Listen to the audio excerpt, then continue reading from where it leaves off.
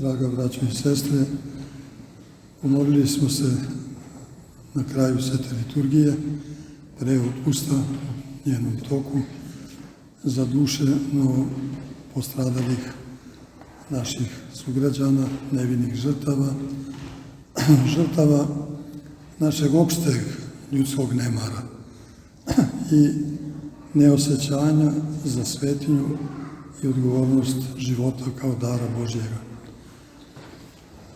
Nisu krivi samo oni koji su neposredno napravili pristupe i prestupe, propuste, koji nisu osigurali tokom više decenija ogromni teret od 100 tona, tamo gde, evo, videli smo, sede ljudi, stari, mladi, deca, bolesni, i u trenutku oka stradaju na ovaj strašni način.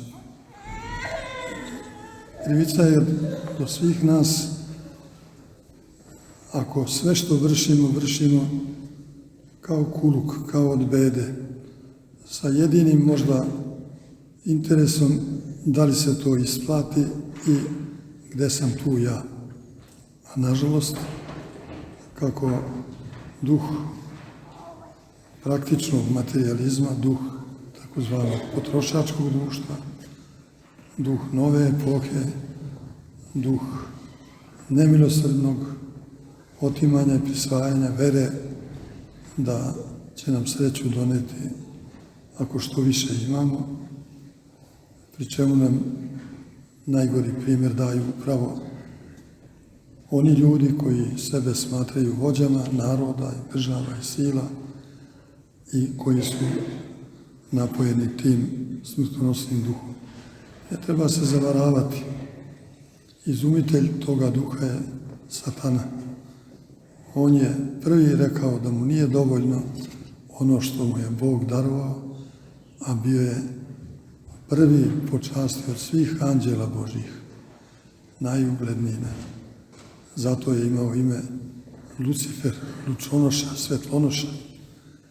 Nažalost, to ime je postalo kasnije obeležje ne više svetlosti, nego najcrnjeg, najdubljeg mraka, kako naš narod kaže, krajnje nevidelice.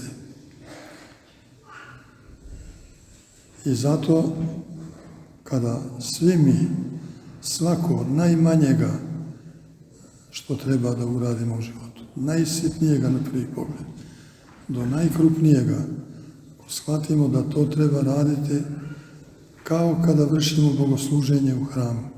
Što bolje možemo sa svešću da to radimo iz ljubavi za bližnje svoje i za sebe same.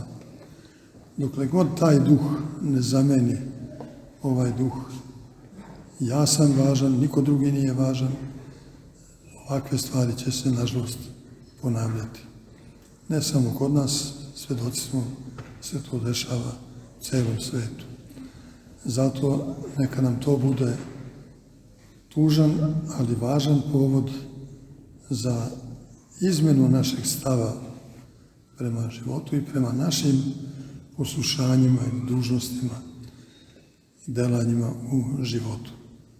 Dakle, treba da uradimo nešto sitno, da napravimo neku sitnu stvar.